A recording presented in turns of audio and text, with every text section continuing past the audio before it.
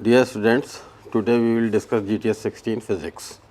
आप सभी देखें problem number 91, the SI unit of magnetic permeability. तो it is weber per ampere metre, third option. 92, the acceleration of an electron at a certain moment in magnetic field B is equal to 2i cap plus 3j cap plus 4k cap is vector A is equal to xi cap plus j cap minus k cap। तो आप सभी जानते हो कि magnetic field में acceleration की बात की जाए सेंट्रीपिटल एक्सेलरेशन होगा, और साथ साथ it is always normal to or perpendicular to the magnetic field. तो मैग्नेटिक फील्ड को आप 2i cap plus 3j cap plus 4k cap लिख लें। तो कह रहे what is the value of x since b is perpendicular to a, therefore b dot a is equal to 0। आप simplify कर लें, आपको जवाब मिल जाएगा।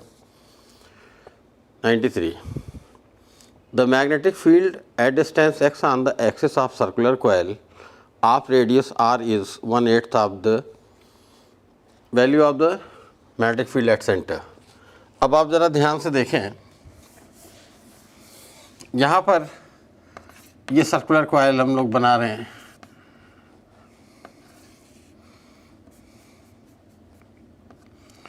और इसकी एक्सिस, इस एक्सिस पर x डिस्टेंस पर magnetic field B, it is mu not I r square upon 2 times of r square plus x square raise to the power 3/2। And according to problem it is equal to 1/8 of the value at the centre. अब आप सब लोग centre पे जो value है उसे यहाँ पर लिख सकते हैं by taking common this r square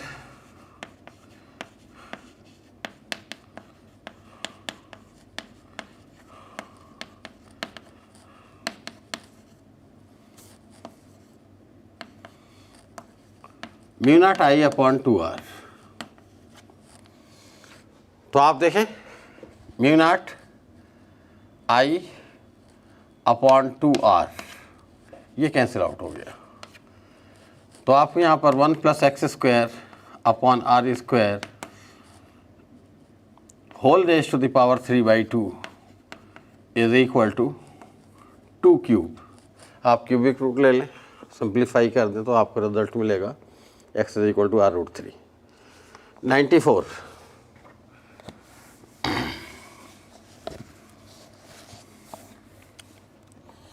इस प्रॉब्लम में बेटे आप लोग देखें एक स्क्वायर फ्रेम लाइक स्ट्रक्चर दिया हुआ है।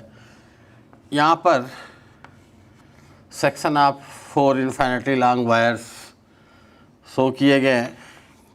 Cross is indicating electric current is inward and by the dot outward.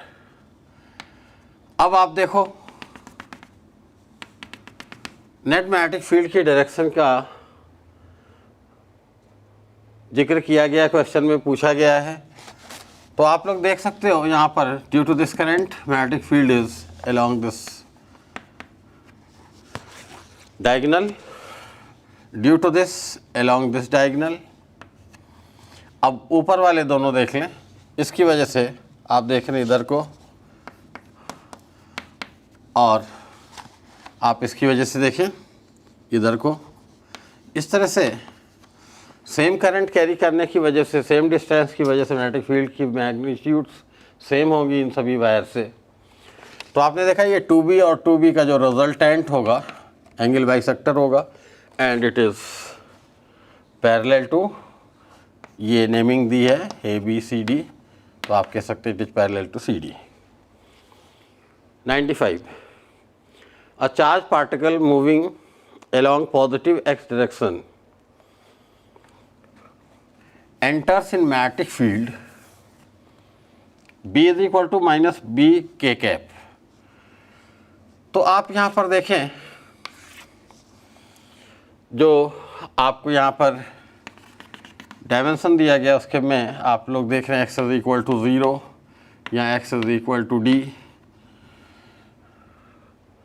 और साथ में जो मैग्नेटिक फील्ड है माइनस बी के कैप, इसे इन्वर्ट आपने शो कर दिया, assuming that it is X axis and it is Y axis.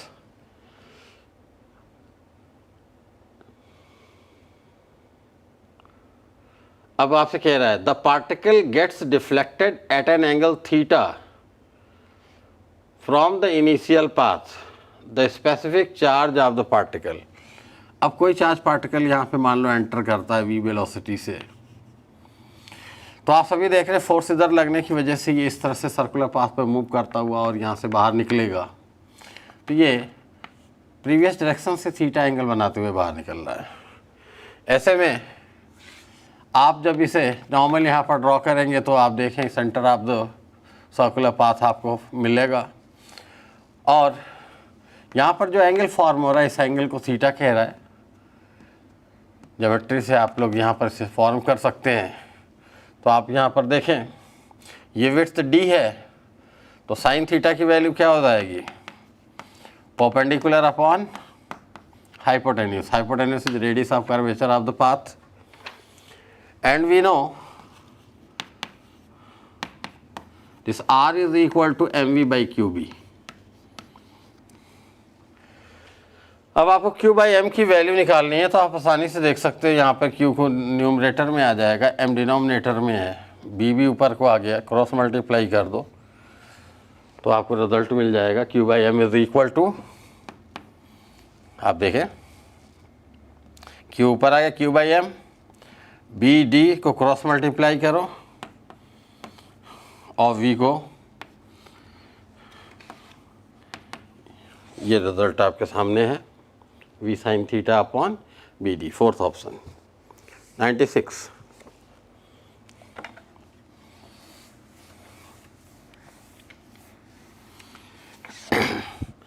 96th problem, a current loop having two circular arcs joined by two radial lines is shown in the figure. It carries the current of 10 ampere, the magnetic field at O। अब आप सब बच्चे देखें,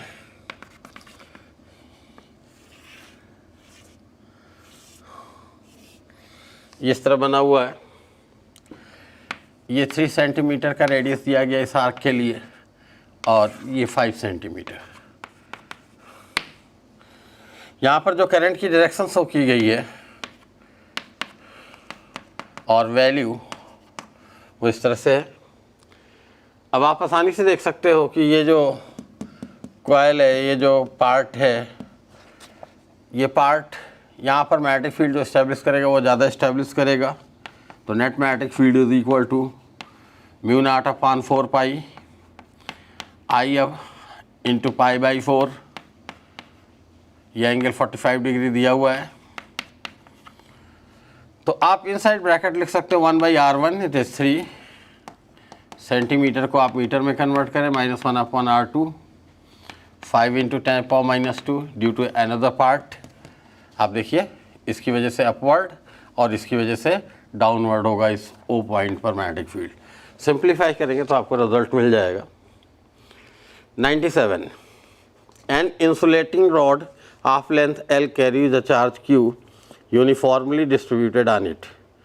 Rod is pivoted at one end, its ends. This rod is pivoted at one end and is rotated with frequency f about a fixed perpendicular axis. The magnetic moment of the rod.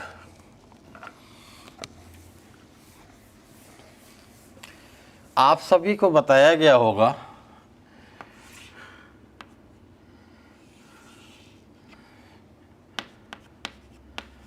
in case of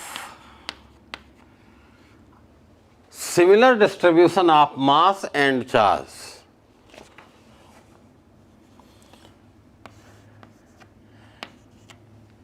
if particle or body is rotating with angular speed omega, gyromagnetic ratio m upon L, magnetic moment upon angular momentum, is always equal to m q by 2m. M is mass, q is charge. To find magnetic moment, put the value of angular momentum. It is I omega ml square by 3, omega is 2 pi f. Simplify कर दो बेटा, result आपके सामने. Question 98. A bar magnet is demagnetized by inserting it inside solenoid of length 0.2 meter and 100 turns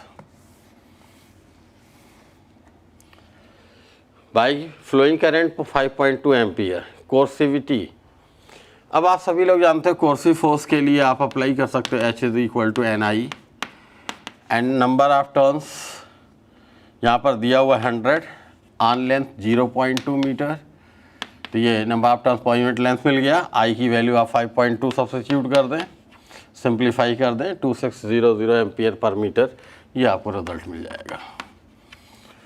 question number 99. The energy associated with electric and magnetic field in electromagnetic wave in free space. So already we know during propagation of electromagnetic wave, energy is associated with electric field and magnetic field are always equal. Therefore, third option is correct. It is UE is equal to UB. Question 100.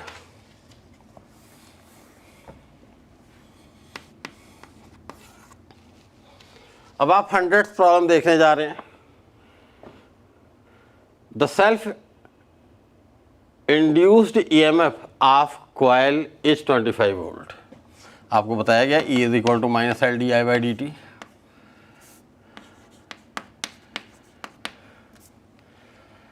आगे कह रहा है when the current is changed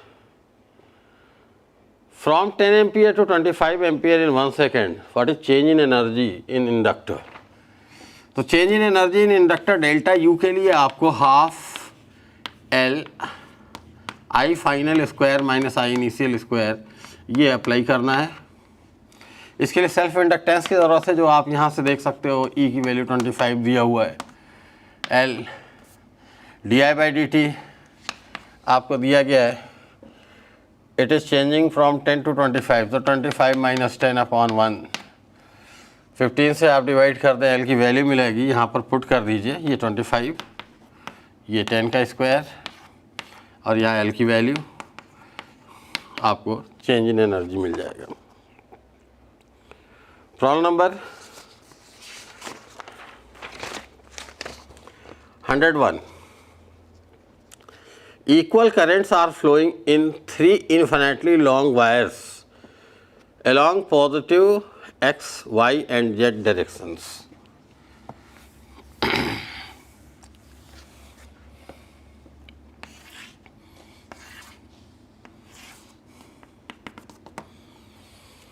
अब आप यहाँ पर x axis ये ले रहे हैं, y एक्सिस ये ले रहे हैं, और z इधर को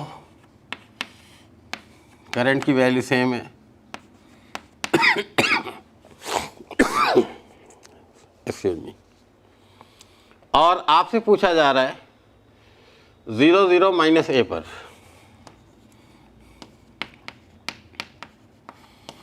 ये पॉइंट है जहां पर मैग्नेटिक फील्ड पूछा जा रहा है.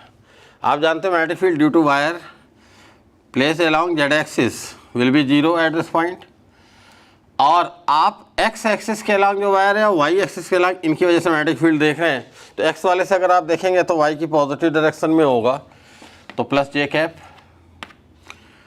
और वाई वाले से देखेंगे तो एक्स की नेगेटिव डायरेक्शन में होगा, तो माइनस आई कैप, और वैल्यू क्या हो जाएगी mu not I upon 2 pi into distance ए. ये मैग्नेटिक फील्ड हो गई. 102. Two circular coils of radii 5 cm and 10 cm carry currents of 2 ampere. The coils have 50 and 100 turns. तो आप सब लोग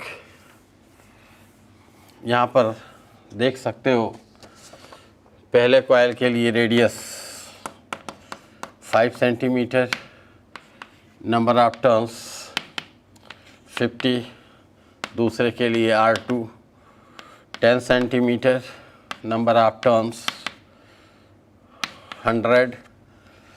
तो आप आराम से लिख सकते हो magnetic field at the centre B1 is mu naught I upon 2R1, और यहाँ पर I की वैल्यू दिया हुआ है 2 एम्पियर, तो mu naught 4 pi into 10⁻⁻7 into 2 upon 2 into R की वैल्यू 5 इंटू 10⁻²। और इस तरह से सिंप्लीफाई करेंगे तो ये आपके पास कितना आ गया 10, ये 10⁻⁻1, यहाँ पर हो जाएगा -6, तो आपको कितना मिल गया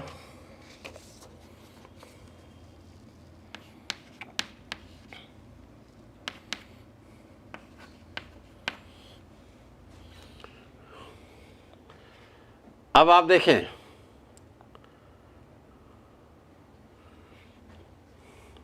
यहाँ पर हम लोगों ने N1 लगाना भूल गए हम लोग, यहाँ पर नंबर ऑफ टर्न्स दिया हुआ है, तो इसको आप 50 से मल्टीप्लाई भी करेंगे तो ये कितना हो जाएगा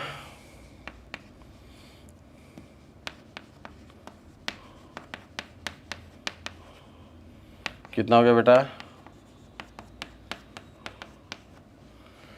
Similarly, if we evaluate B2 by putting mu naught I upon 2R2 into N2, then we will get again 4 pi into 10⁻⁻4 Tesla.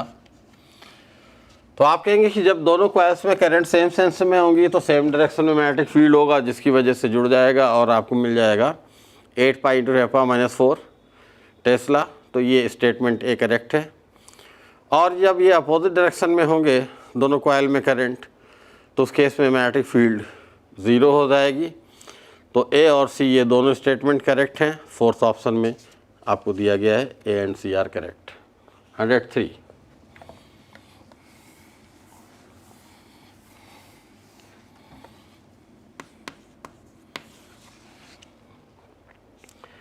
कह रहा charge particle revolves in circular path in uniform magnetic field after accelerating by a potential difference V। Choose the correct option if V is doubled. तो kinetic energy of particle will become 2 times. तो आप सभी जानते हो charge particle के लिए आप apply करते हैं K = QV, V को डबल करोगे कैनेटिक एनर्जी डबल हो जाएगा, तो ये करेक्ट है।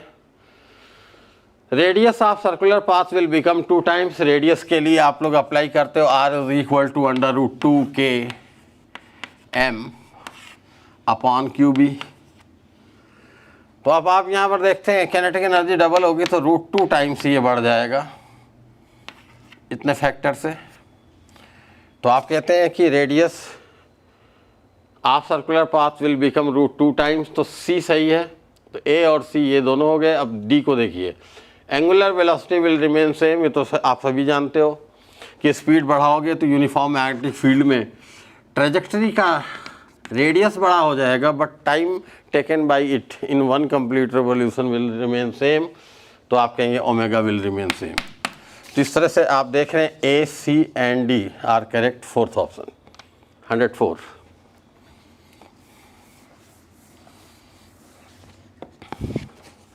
आप देखें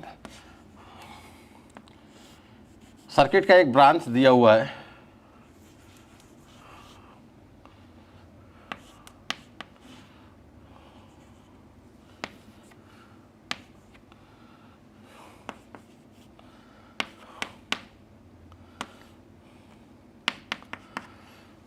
और आपसे कह रहा है VA माइनस VB फाइंड आउट करने के लिए।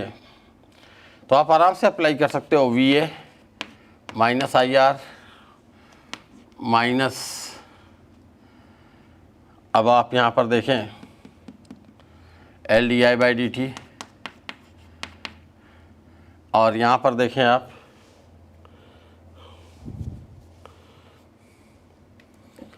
-E is equal to VB, तो VA माइनस VB is equal to IR। I की वैल्यू दिया हुआ है 2 ampere, R is given 10 ohm, ये प्लस हो जाएगा राइट में, माइनस तो ये plus L is given 5 henry, di/dt is given -1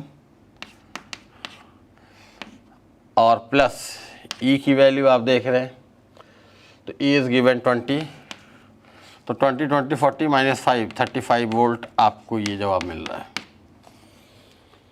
105 A straight solenoid has 50 turns per centimeter in primary and 200 turns in secondary. The area of cross section of the solenoid is 4 centimeter square. Calculate the mutual inductance. आप direct formula use करो, values put कर दो, और formula क्या है, mutual inductance mu is equal to M is equal to mu naught N1 for primary N2 L A, N2 into L को आप यहाँ पर लिख सकते हैं 200 दिया हुआ है, और 50 टर्न्स पर सेंटीमीटर को आप लिख सकते हैं 50/10⁻², म्यू नॉट सभी जानते हैं 4 पाई × 10⁻⁷, और आप यहाँ पर एरिया 4 सेंटीमीटर स्क्वायर को 10⁻⁴ करके SI में कर दें, दिस मच हेनरी आपको जवाब मिल जाएगा। प्रॉब्लम 106,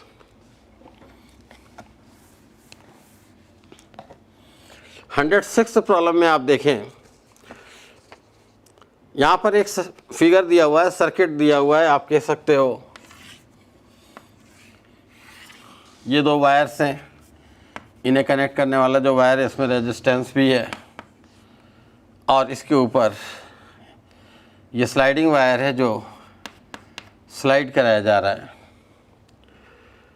कह रहा है कि it is sliding with constant speed V is equal to 2 meter per second. L की वैल्यू यहाँ पर जो क्लियरेंस है 1.2 मीटर, जिसकी वजह से आप कहते हैं कि induced voltage motional EMF develop होगा।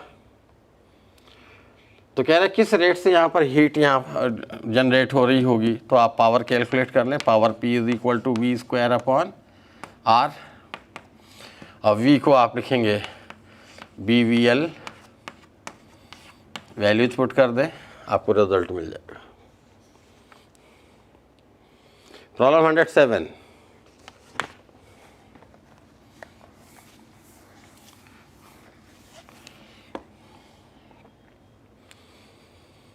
there are 2 long coaxial solenoids of same length but inner and outer radii R1 and R2, 2 coils हैं, सोलेनॉइड्स हैं, अंदर वाली का रेडियस R1 है, दूसरी का R2। कह रहा है if number of turns per unit length are N1 and N2 respectively, the ratio of mutual inductance to the self inductance of inner, ये हो जाएगा आपके पास mu naught N1 N2 LA, और यहाँ पर हो जाएगा mu naught N1 square into LA cancel out, N1 से एक N1, म्यू नॉट तो N2/N1। 108 इन द फिगर, आप ये सर्किट पहले बनाए देखें,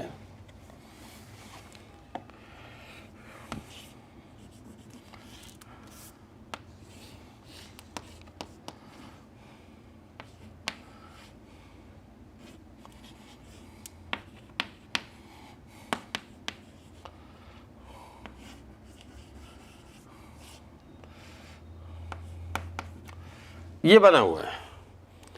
कह रहा है कि when plug of key K is inserted, what is the current in 10 ohm resistor? Finally, आप जानते हो कि यहाँ पर प्लग कर दोगे इसे तो यहाँ पर धीरे धीरे करंट इंक्रीज करेगा और जब स्टेडी स्टेट इस्टेब्लिश हो जाएगी तो ये आइडियल कंडक्टर की तरह बिहेव करेगा, मैक्सिमम करंट यहाँ से होकर के फ्लो हो रहा होगा। तो जब ये आइडियल कंडक्टर की तरह बिहेव करेगा तो उस केस में ये शॉर्ट सर्किटेड होगा और आप कहेंगे सारी करंट यहाँ से पास हो रही होगी, इसके अंदर जो करंट है वो क्या हो जाएगी, ज़ीरो। तो at t tending to infinity current in the 10 ohm resistor is equal to 0। 109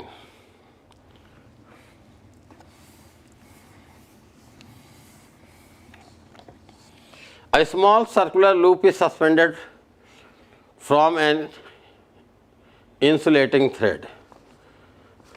अब आप देखिए ये फिगर बना हुआ है,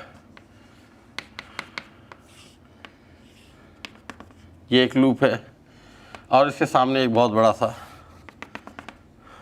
लूप रखा गया, इसमें करंट फ्लो हो रहा है, इसको पास लाया जा रहा है।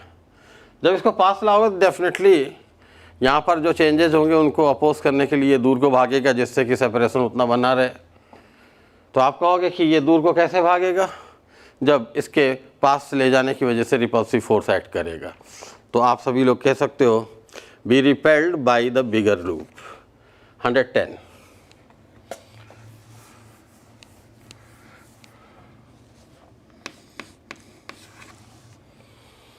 यहाँ पर दिया है बेटे, a particle of mass m and charge q is in an electric and magnetic field given as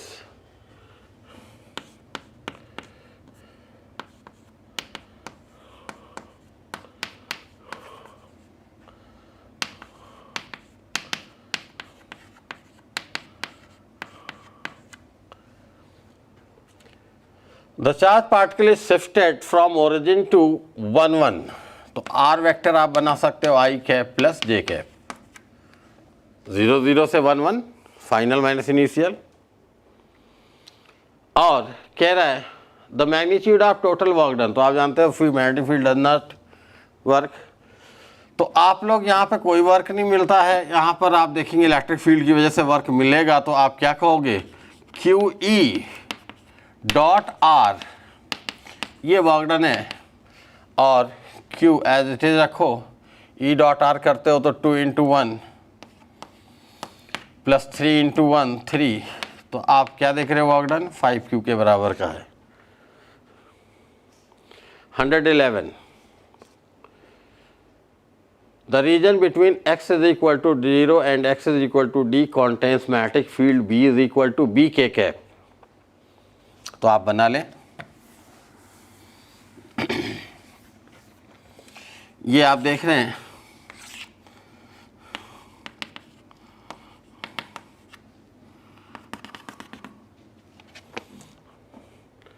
और यहाँ पर जो मैग्नेटिक फील्ड है इसे x एक्सिस और इसे y एक्सिस की तरह से डील करो तो ये k कैप B के कैप। आप कह रहे हैं particle of mass m and charge q enters the region with velocity v is equal to vi cap.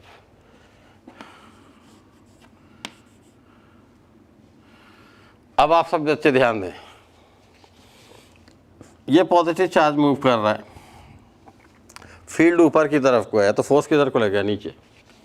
ये इस तरह के सर्कुलर पाथ पर मूव करेगा। आगे कह रहा है D is equal to ME/2QB। तो आप इस सेपरेशन को क्या देख रहे हो,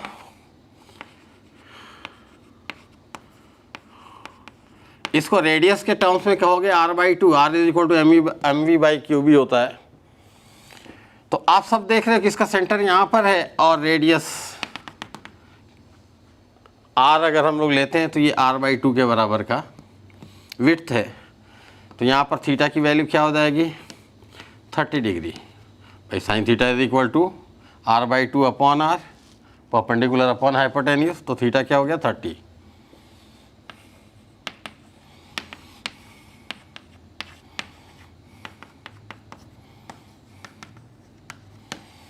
अब आपने जब ये थीटा 30 देख लिया तो आप जानते हैं ये एंगल 60 हो जाएगा।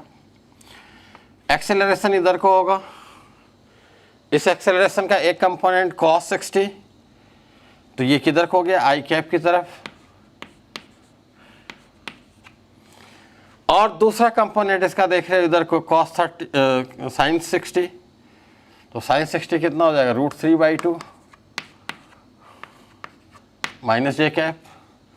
और जब आपको इस डायरेक्शन का यूनिट वेक्टर मिल गया तो आप आराम से लिख सकते हो force acting on it is QVB, उसे मास से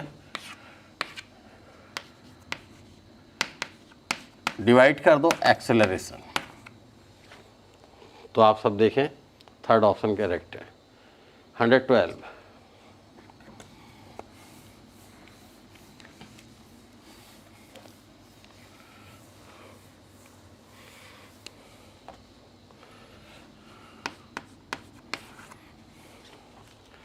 112 में आप देख रहे हैं बेटा सर्किट दिया हुआ है, पैरेलल में एक रेजिस्टेंस और एक कैपेसिटर दोनों लगे हुए हैं।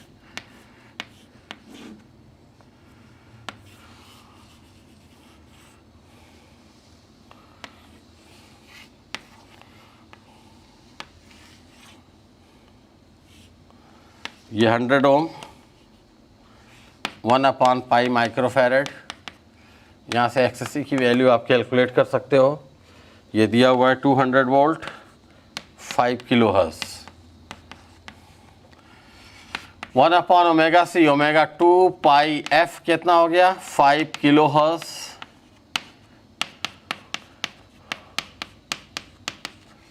C अब पाई से पाई कैंसिल आउट हो गया, 5 × 10⁻⁴ या -200 हो गया ये भी। तो आप देख रहे हो ये भी 100 ओम और ये भी 100 ओम है। तो यहाँ पर आपसे पूछा क्या जा रहा है, ज़रा देख लें। Then choose the correct statement, the current in the resistive branch is 0.2। आप देख रहे हो वोल्टेज 200 पैरेलल में है, अपॉन 100 करोगे 2 आएगा, 0.2 नहीं आएगा, तो पहला इनकरेक्ट है। The current in capacitive branch is 0.126, ये भी गलत है, आप सामने देख रहे हैं सेम वैल्यू है रिएक्टेंस की, वो भी 2 होना चाहिए। Third, total line current is 0.283। आप जानते हो यहाँ पर करंट है 2, यहाँ पर 2, तो इसका रिजल्ट है 90 डिग्री पर दोनों एडजस्ट करेंगे तो 2√2 हो जाएगा। तो आप कहेंगे कि यहाँ पर 2√2 2.8 बनना चाहिए, 0.28 नहीं होना चाहिए। आगे की बात करते हैं। Fourth, current in both branches is same, तो डेफिनेटली सेम है क्योंकि आप देख रहे हैं यहाँ का रिएक्टेंस भी 100 ओम, यहाँ भी 100 ओम, तो दोनों में सेम वोल्टेज लगा हुआ है तो करंट भी सेम होगा। तो फोर्थ इज करेक्ट। 113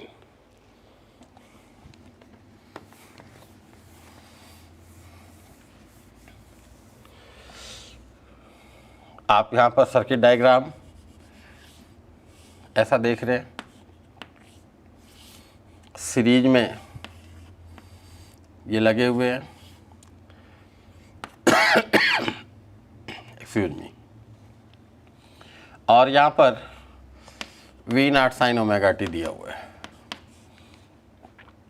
कह रहा है an AC voltage source V0 sin ωt is connected as shown in figure and in this situation R is equal to 1/ωc। इसका मतलब आप सभी लोग समझ गए, XC is equal to R। कह रहा है the peak current is I0, तो करंट I0 अगर निकालना है तो आप क्या लिखोगे, यहाँ पर voltage V0 upon total ohmic value that will B R√2, दोनों आ रहे हैं 90 डिग्री पर। अब आगे कह रहा है कि if frequency of voltage source is change to omega upon √3, अच्छी बात है भाई, आप देख लो। अब XC की वैल्यू नहीं क्या हो जाएगी, in new case X' will become 1/ω/√3 into C, तो ये हो जाएगा √3R और Z हो जाएगा under √3R whole square plus R square, it will be 2R। तो न्यू करंट क्या हो जाएगा, वोल्टेज अपॉन 2R इसे आप लिख सकते हो I0/√2। तो आप सभी लोग देखें, सेकेंड ऑप्शन करेक्ट है। ये मैक्सिमम वैल्यू ऑफ करंट की बात हो रही है, पीक वैल्यू। 114,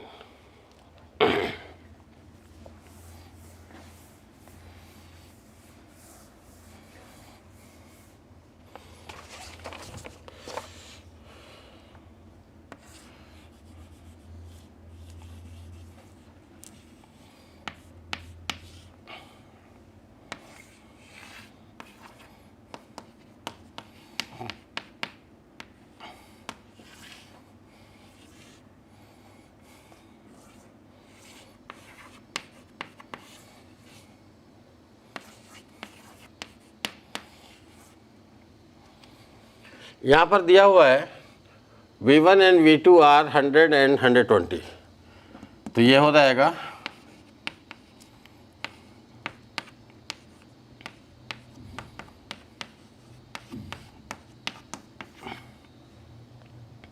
और V2 VC माइनस VL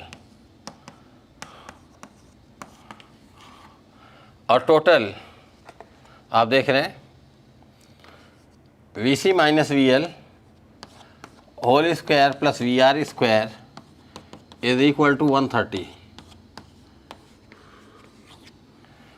अब ये वैल्यू आप उठा करके यहाँ पे 120 रख दीजिए तो आपको VR क्या मिल जाएगा। 2 and 3 implies that VR is equal to 50 और VR की वैल्यू जब 50 यहाँ पे सब्स्टिट्यूट करेंगे तो VL मिल जाएगा और VL यहाँ रखेंगे तो VC मिल जाएगा। और इस तरह से आप सभी लोग देख रहे हैं थर्ड ऑप्शन करेक्ट है, जिसमें स्टेटमेंट ए रेजिस्टेंस का वोल्टेज 50, इंडक्टर का 86.6 और कैपेसिटर का 206.6 volt. C power factor of the circuit is 5/13, सामने देख रहे हैं आप 13, यहाँ पर 50 है तो 50/130 करेंगे, 5/13 होगा। और डी है circuit is capacitive in nature, तो आप देख रहे हैं voltage across capacitor is greater, VC सबसे ज़्यादा मिल रहा है, मतलब XC सबसे ज़्यादा है। तो XC और XL में जो ज़्यादा होता है उसी नेचर का हम सर्किट कह रहे होते हैं। 115,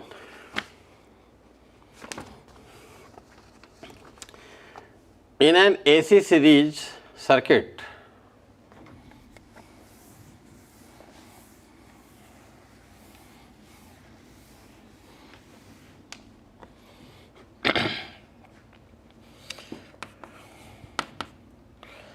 R is 10 ohm, XL 20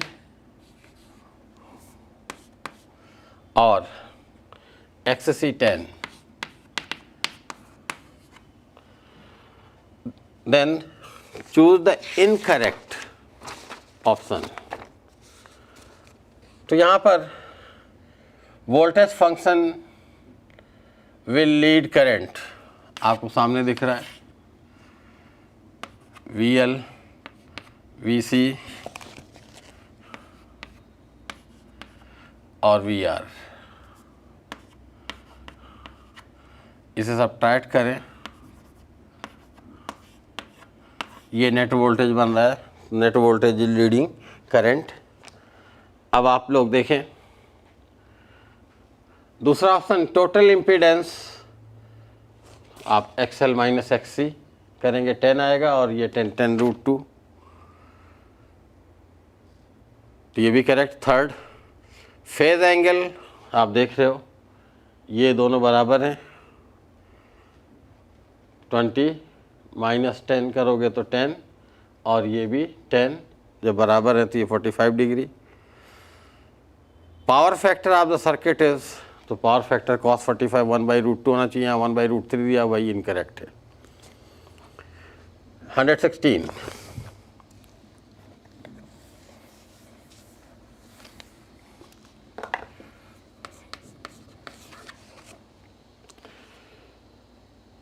a 100 microfarad capacitor in series with 40 ohm resistance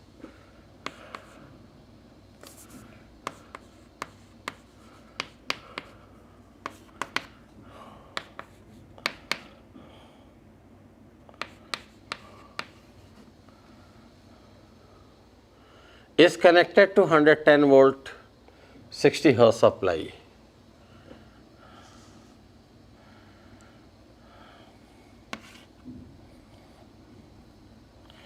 तो कह रहा है time lag between the current maximum end voltage maximum is very simple. आप यहां पर tan phi लिख सकते हैं. tan phi is equal to XC upon R perpendicular upon base. What is XC? 1 upon 2 pi 60 hertz into 60 into 100 micro upon R is 40. तो ये कितना हो जाएगा?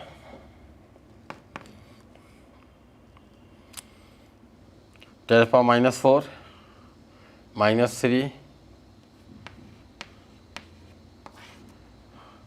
और यहाँ पर 2 pi 6 into 40. 0 से ये 0 कैंसिल आउट कर दो. तो ये आपके पास कितना आ गया? 2 से इसको 100 को 50 कर दो. ये हो जाएगा 25, 12,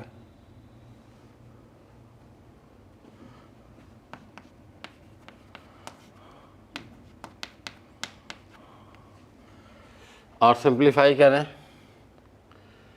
तो आप सभी लोग देख रहे हैं फाई की वैल्यू आ जाएगी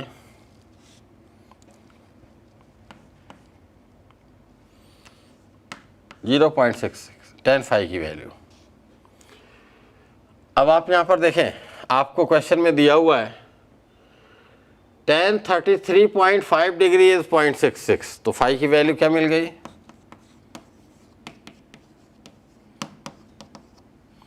इसे रेडियन में बदल लो. रेडियन में बदलोगे तो फाई की वैल्यू क्या आ जाएगी?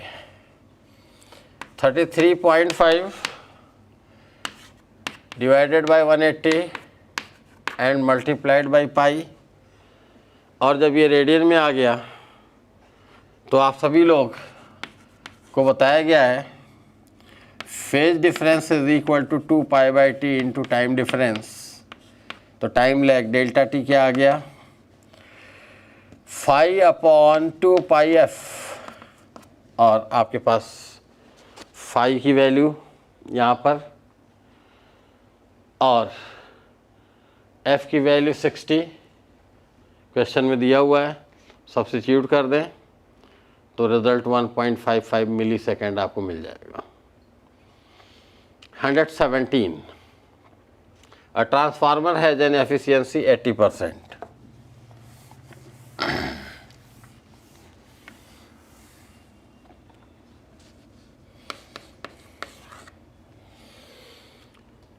Efficiency is given 80%.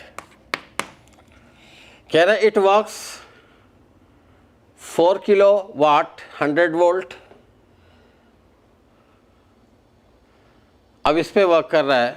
इनपुट आप देख रहे हैं 4 किलोवाट का पावर है और 100 वोल्ट. और आउटपुट जो मिल रहा है secondary voltage is 240 volt. Then primary and secondary currents are. तो आप सब जानते हो power is equal to VP IP. तो प्राइमरी करंट आपको आराम से मिल जाएगी. Power is 4 kilo and VP is 100. तो ये 40 एम्पियर. और सेकेंडरी का करंट अगर निकालना चाहते हैं तो आप कहेंगे पावर का 80% ही अब सेकेंडरी में मिल रहा है. तो 0.8 इंटू 4000 अपॉन 240 सेकेंडरी का वोल्टेज. सिंप्लीफाई कर देंगे आपको 13.3 मिल जाएगा. तो आपने देखा 117 का 1. अब आप देखें 118. 118 इलेक्ट्रोमैग्नेटिक वेव की प्रॉब्लम है, इक्वेशन पहचानना है और मैग्नेटिक फील्ड के लिए यहाँ पर ये रिलेशन दिया हुआ है।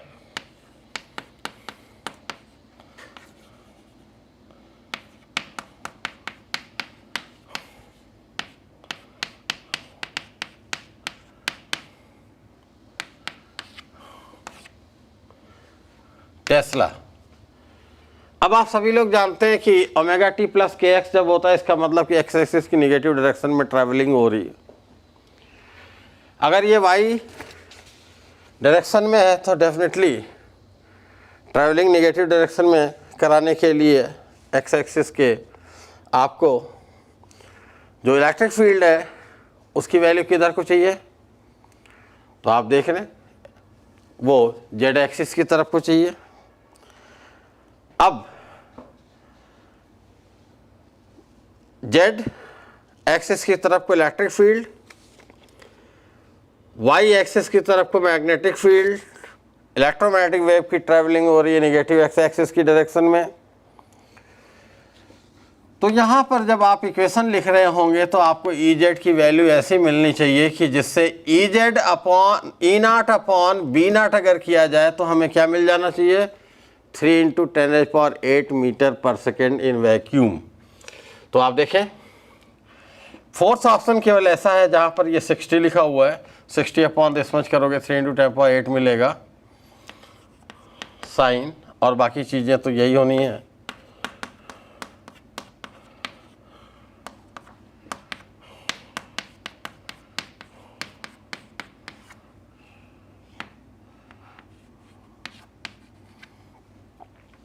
ये हो जाएगा। तो आप लोगों ने यहाँ तक की बात देखी। अब आप 119 देखें। कह रहा है 2 concentric and coplanar circular coils having radii A and B, B is much greater than A as shown in the figure.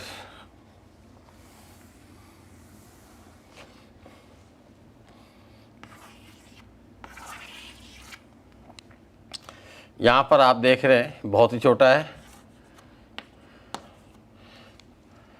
तो कह रहा है current in the outer coil is increase from 0 to I, the total charge circulating in inner coil.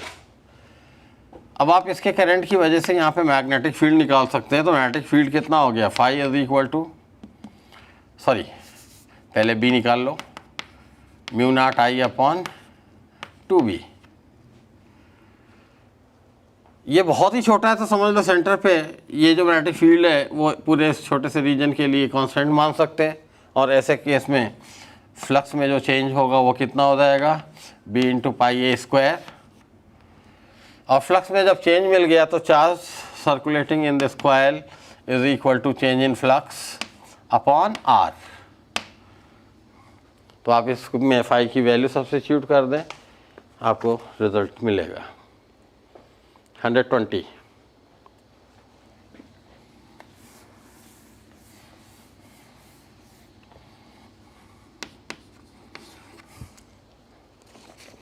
अब आप यहाँ पर देखें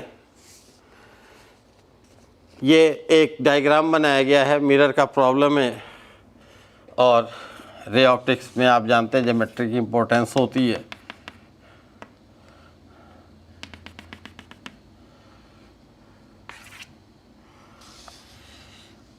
ये मिड पोजीशन दिया गया है, source is placed at this position, width of the mirror is D, this distance is L and this total distance is 2L। अब आपसे कह रहा है कि एक आदमी जो है इधर से इधर को जा रहा है तो उसे ये सोर्स इस मिरर के अंदर कहाँ से कहाँ तक दिखाई देगा। तो आप उसके लिए इसे यहाँ पर ले आए, रिफ्लेक्ट करा करके ले जाए। तो आप सब जानते हैं कि अगर ये D/2 है तो उसका ये 2 गुना डिस्टेंस पर ये हो जाएगा 2 टाइम्स ऑफ D/2।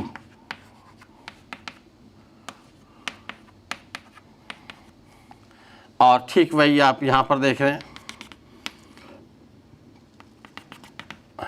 तो आप यहाँ पर भी देख रहे हैं ये 2 टाइम्स ऑफ D/2 और ये d/2, तो आप टोटल सम करें तो आप कहेंगे 3D डिस्टेंस के रेंज में ये इमेज को देख सकता है। अब आप देखें problem number 121, all the following statements are correct except, मतलब इनकरेक्ट को पहचानना है। तो कह रहा है magnification produce by convex mirror, तो आप सब जानते हो कि कॉन्वेक्स मिरर से छोटा इमेज बनता है, इज लेस देन 1।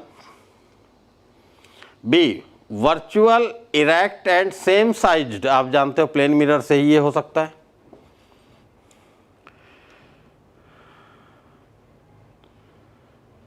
तीसरा वर्चुअल इरेक्ट मैग्निफाइड, आप कॉनकेव मिरर से होता हुआ देखते हैं, तो ये 1 2 3 तो करेक्ट दिख रहे हैं। Fourth a real inverted same sized image can be form by using convex mirror, ये गलत है, फोर्थ ऑप्शन 122।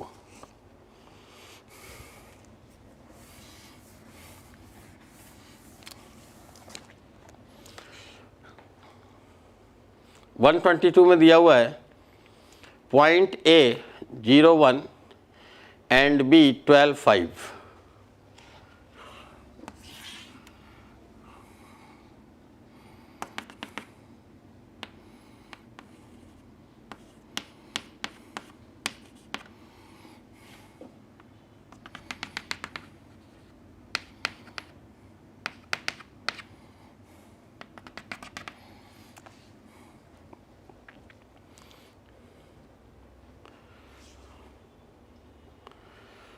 इन दोनों पॉइंट्स को दिया हुआ है are coordinate of object and image. X axis is the principal axis of the mirror, then this object image pair is due to, तो आप सभी देख रहे हो अगर मिरर को यहाँ पे कहीं रखा जाए, उससे बड़ा अगर इमेज बन रहा है, मैग्नीफाइड बन रहा है, ये देखिए यहाँ पे साइज है, ये यहाँ से यहाँ तक का साइज है, तो डेफिनेटली कॉनकेव मिरर होगा। अब दूसरा एक्सिस बना देते हैं, और जब एक्स एक्सिस को एक्सिस आपने बना दिया तो आप कह सकते हो v/u is equal to I/O, अगर अप्लाई किया जाए तो v/u is equal to I की वैल्यू आप क्या देख रहे हैं बेटा 5 और O की वैल्यू 1, तो v is equal to 5u। तो आप कह सकते हो v प्लस u, यहाँ पर कितना हो गया, ये 0 1 है, तो और यहाँ पर 12 है, तो v प्लस u की वैल्यू हमें टोटल कितनी मिल जाएगी, 5u प्लस u 6u। तो बताएं 6u, इनके बीच की डिस्टेंस हो गई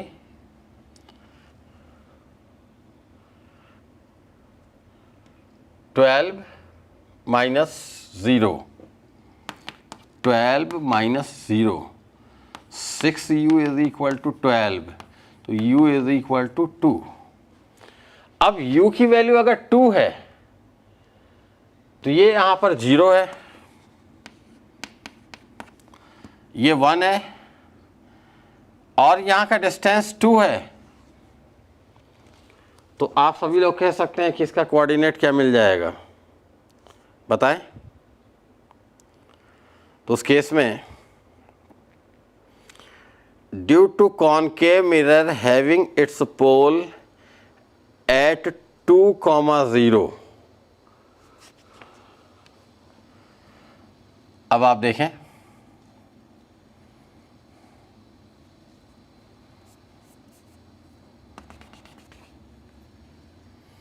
एक्स कोऑर्डिनेट 0, तो ये हो गया हमारा ओरिजिन, ये हो गया 2,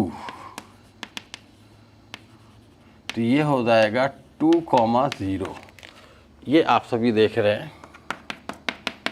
ये पोजीशन हो गई। तो आपने कहा कि सेकंड ऑप्शन करेक्ट है due to concave mirror. Concave mirror हम लोगों ने प्रेडिक्ट किया था बिकॉज इन लार्ज इमेज बन रही है, और दूसरा आपने देखा था कि ये तो ओरिजिन पर है और यहाँ से 2 सेंटीमीटर की डिस्टेंस पर यू की पोजीशन को दिखा रहा है, तो यहाँ से 2 सेंटीमीटर डिस्टेंस तभी बनेगा जब मिरर का पोल 2,0 पर होगा। अब आप देखें 123, when light of wavelength lambda incidents on an equilateral prism kept on its minimum deviation position, it is found that the angle of deviation equals angle of prism. The refractive index, equilateral prism है तो ए की value 60 degree हो गई, delta M 60 degree हो गया। तो refractive index अगर calculate करना है तो sine A plus delta M by 2 upon sine A by 2 apply कर दें, तो यहाँ 60 प्लस 60 अपॉन 2 साइन 60 √3 बाई 2, और ये 1/2 सिंप्लीफाई कर लीजिए, आपका आंसर मिलेगा √3। 124,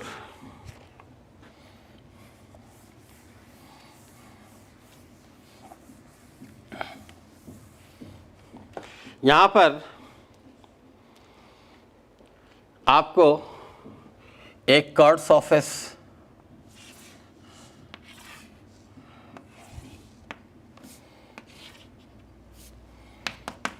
और ये प्लेन सरफेस पॉलिश्ड है, इस तरह मिल रहा है। Refractive index of the material is given 3/2, object is placed at distance x from this refracting surface। ये कोई आप सबको दिखाया गया है यहाँ पर फिगर में। अब आप देखिए बेटा, कह रहा है in the figure a point O is placed in air on the principal axis, the radius of curvature of the spherical surface is 60 centimeter।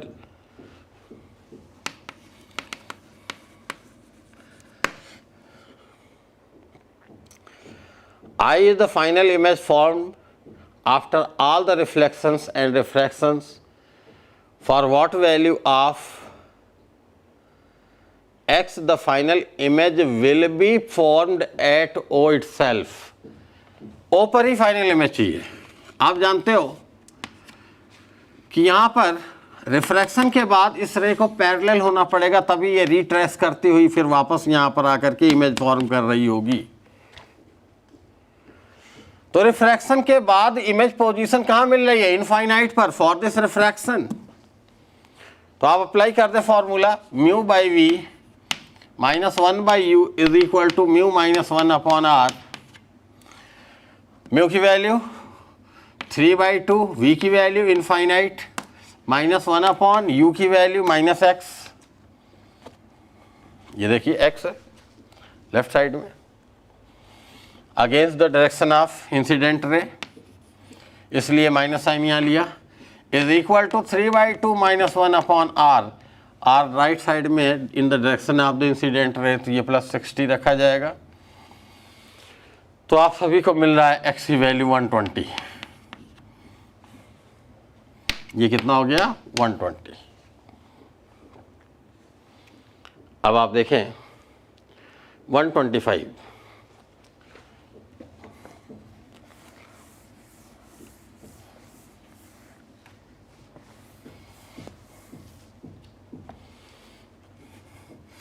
125, ये जो प्रॉब्लम है इसमें आप देखें बेटा, रेडियस ऑफ कर्वेचर सेम दिया हुआ है लेकिन इसे 2 पार्ट में डिवाइड कर दिया गया, और इधर का रिफ्रैक्टिव इंडेक्स 1.6 और इधर का रिफ्रैक्टिव इंडेक्स 2.0 लिया गया। अब आपसे कहा जा रहा है कि यहाँ पर 2 मीटर की डिस्टेंस पर ऑब्जेक्ट है, radius of curvature r is equal to 1 meter दिया हुआ है। तो कह रहा है what is the separation of images. Definitely 2 image बनेगी, 2 तरह का मीडियम है यहाँ पर। तो आप कहेंगे कि यहाँ पर ज़्यादा रिफ्रैक्टिव इंडेक्स है, तो यहाँ पर जो रिफ्रैक्शन होगा या आप कह सकते हैं कि डेविएशन होगा वो ज़्यादा होगा। और इस केस में जो डेविएशन होगा इसके मुकाबले कम होगा, जिसकी वजह से आप देख रहे हैं इमेज I1 ज़्यादा दूर बन रही है। तो अगर आप V1 पहले निकालना चाहते हैं तो V1 को कैलकुलेट कर लें। तो एक बार फॉर्मूला आप अप्लाई कर दो, mu 1.6 upon V1 minus 1 upon -2 is equal to 1.6 minus 1 upon R, it is 1। Simplify कर दे, V1 मिल जाएगा। Similarly 2.0 upon V2, 1 upon -2 is equal to 2 minus 1 upon 1, इससे आपको V2 मिल जाएगा। और V1 माइनस V2 देखें तो ये separation of the images. Problem 126,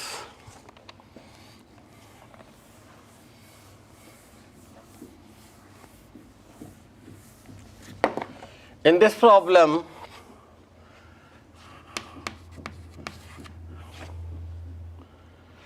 in YDSC the two slits are separated by 0.1 millimeter and they are 0.5 meter from the screen.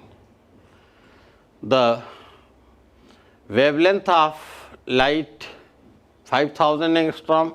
Find the distance between 7th maxima 11th minima. 11th minima का मतलब आप सभी लोग समझ सकते हैं, जो screen होगा उसके सेंटर से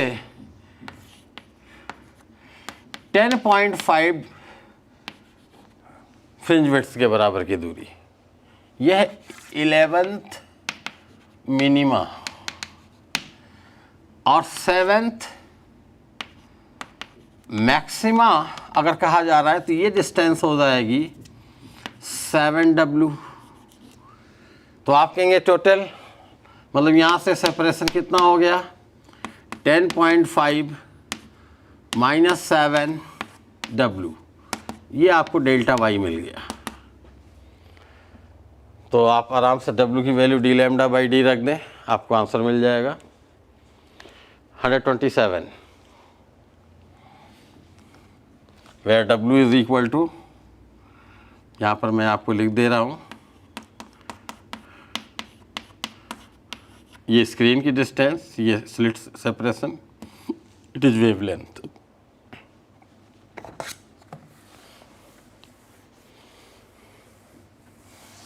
One 127, an interface is observed due to two coherents। अब देखिए, an interference is observed due to two coherent sources S1 placed at origin and S2 placed at distance 3 lambda where lambda is wavelength used in it। अब कह रहा है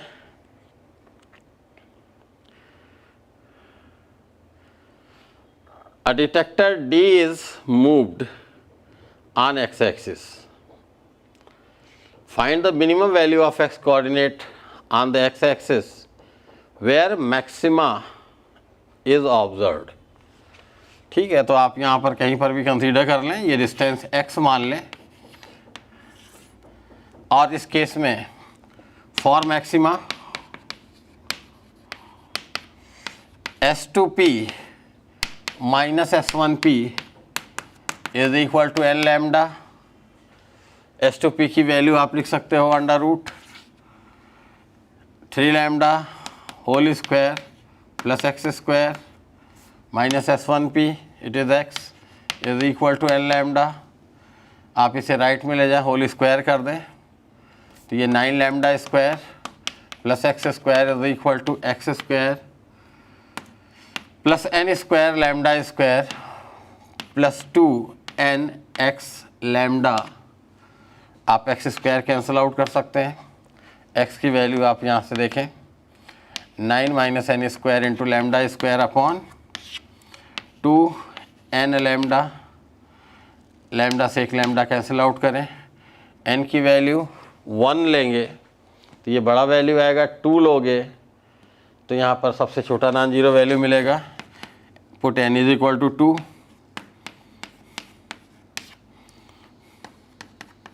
It is 1.25 lambda. 128.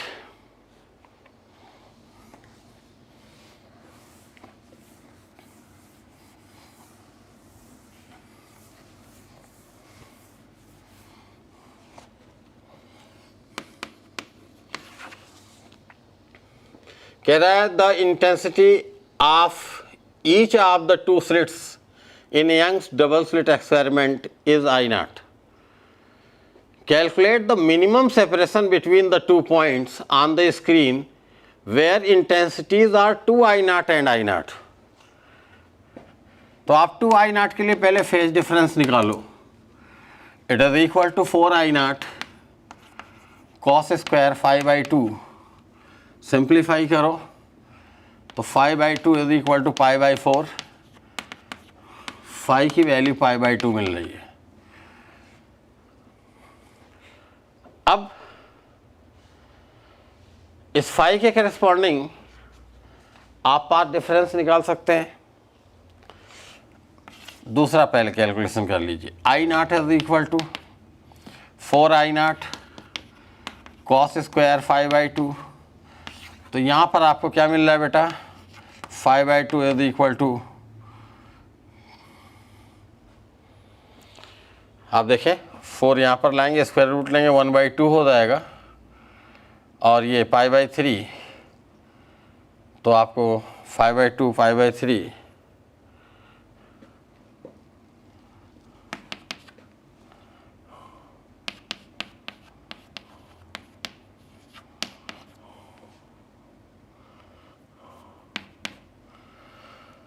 तो आपको cos 5/2 is equal to 1/2.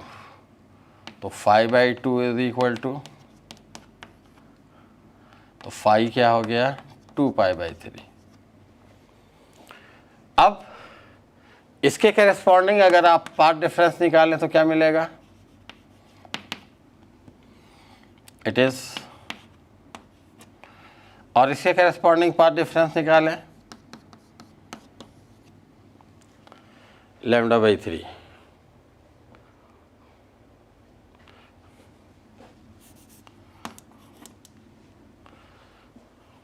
आप सभी लोग जानते हैं path difference 2π/λ into phase difference, और देख रहे हैं pi/2 यहाँ पे सब्स्टिट्यूट करोगे, 2 से 2 कट गया, sorry λ/2π upon into phase difference. तो अब यहाँ पर आप फाई की वैल्यू pi/2 रखोगे, पाई से पाई कट गया, तो ये कितना आपको मिल जाएगा? λ/4. ऐसे ही यहाँ पर क्या मिल जाएगा? अगर आप सब्स्टिट्यूट करें pi/2π/3, 2π/3 तो 2π कट गया, λ/3. अब आप लोग जब यहाँ तक की बात देख लिए तो स्क्रीन पर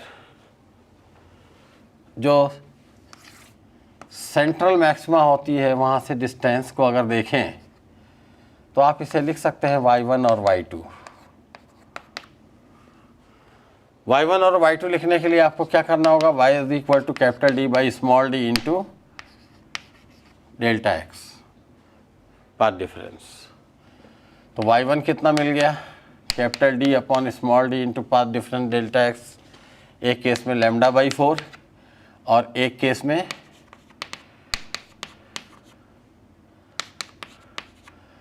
इसे अल्फ़ा कहा गया क्वेश्चन में. तो ये हो गया α/4, ये डिस्टेंस हो गई α/3. तो आप α/3 माइनस α/4 कर दें तो इनके बीच का सेपरेशन मिल जाएगा α/12.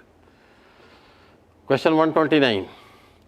When a picture drawn on paper is seen through a slab. ये इस तरह का डायग्राम होना चाहिए.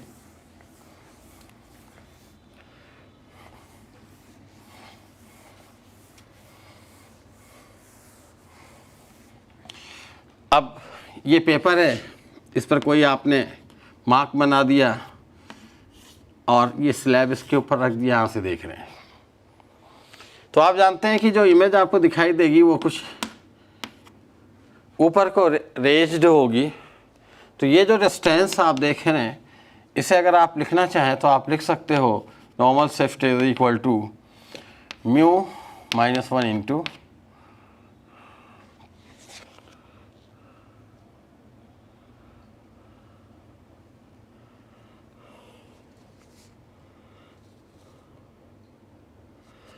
T minus T by mu.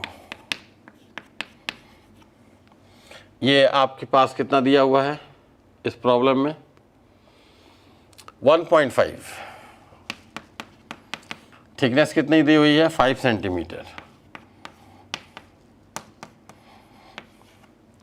0.3 हो जाएगा 1 बाई म्यू, कितना हो गया? 0.7 म्यू 10/7। तो आगे क्या कह रहा है? Critical angle at the boundary of material and air. ठीक है, sine C is equal to 1/म्यू, ये वैल्यू रख दें तो आपको क्रिटिकल एंगल मिल जाएगा sine inverse 7/10। Question 130, a compound microscope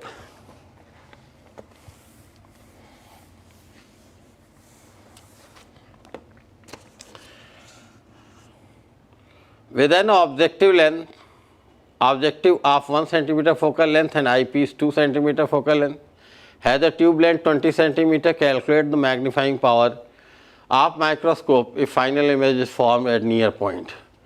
तो आप मैग्नीफाइंग पावर का डायरेक्ट फार्मूला अप्लाई कर दो, L/FO इंटू 1 प्लस D/FE, और सिंप्लीफाई कर दें, आपको रिजल्ट मिल जाएगा 270। 131,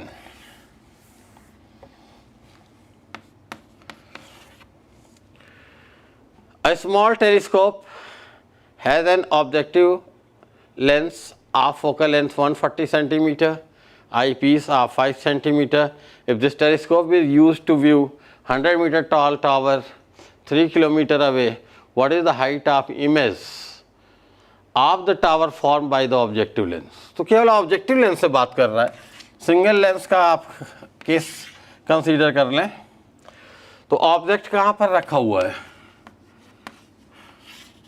3 किलोमीटर, 3000 मीटर, और लेंथ कितना है इसका? 100 metre. Focal length of objective 140 centimetre, इसे मीटर में 1.4।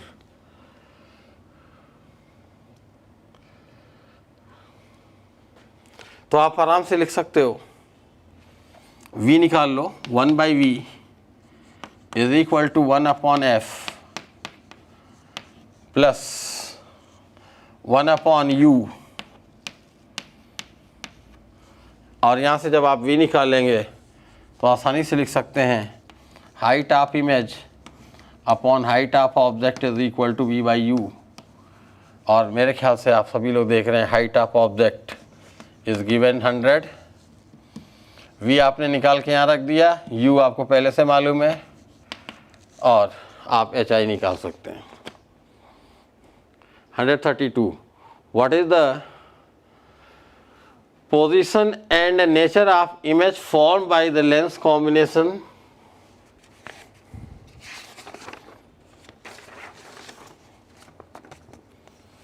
shown in the figure? तो 132 देख लें।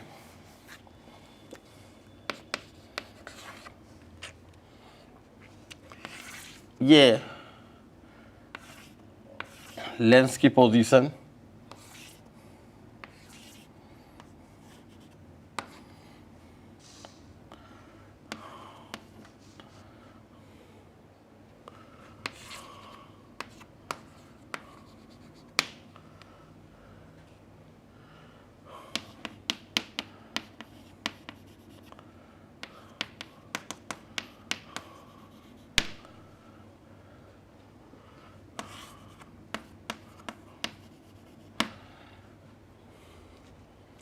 ये दिया हुआ है।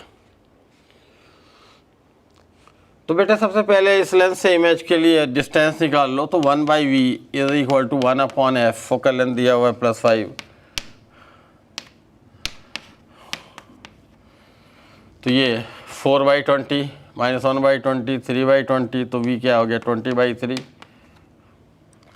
सेंटीमीटर। 20/3 सेंटीमीटर में से 2 सेंटीमीटर सबट्रैक्ट कर दो। दिस इमेज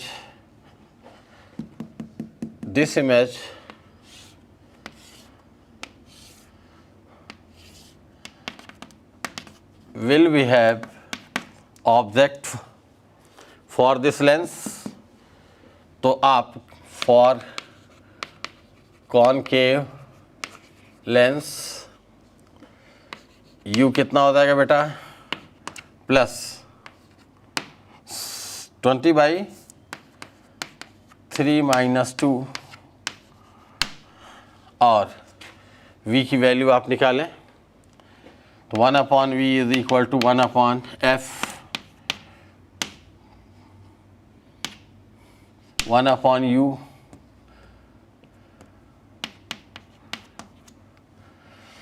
और सिंप्लीफाई कर लें। तो सिंप्लीफाई करेंगे तो आपको जो रिजल्ट मिलेगा that will be 70 centimetre from point B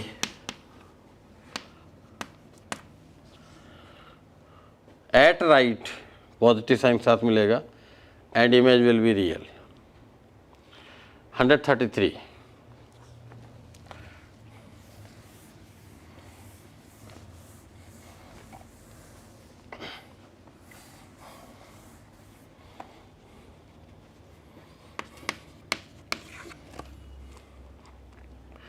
In diffraction pattern due to single slit of width A, the first minimum is observed at angle 30 degree. Sin theta is equal to lambda by d कह लो। तो आप लोग यहाँ पर देख रहे हैं lambda by D की वैल्यू 1/2 मिल गया। कह रहा है when light of wavelength 5000 angstrom is incident on the slit, the first secondary maximum is observed.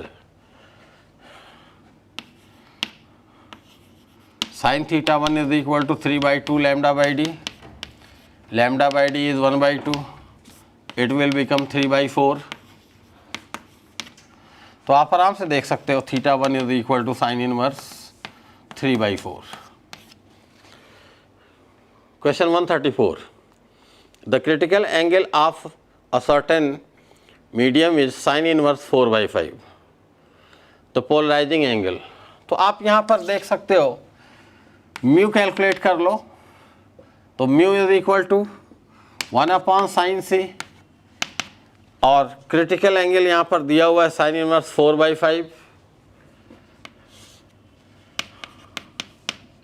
तो आपको म्यू की वैल्यू 5/4 मिल रहा है, और जब म्यू मिल गया तो आप लिख सकते हो tan IP angle of polarization it is equal to 5/4 mu. तो IP कितना हो जाएगा tan inverse 5/4। 135. A beam of unpolarized light of intensity I0 is passed through a polarized A. तो आप सभी जानते हो कि अनपोलराइज जब किसी पोलराइज से पास कराते हैं तो उस अनपोलराइज लाइट की जो इंटेंसिटी है after passing through the polarize it becomes half. और फिर मेलस लॉ अप्लाई कर दो सेकेंड पोलराइड के लिए, तो आप यहाँ पर cos स्क्वायर थीटा अप्लाई करेंगे विच इज 45 डिग्री। तो इस तरह final intensity will become I0/4।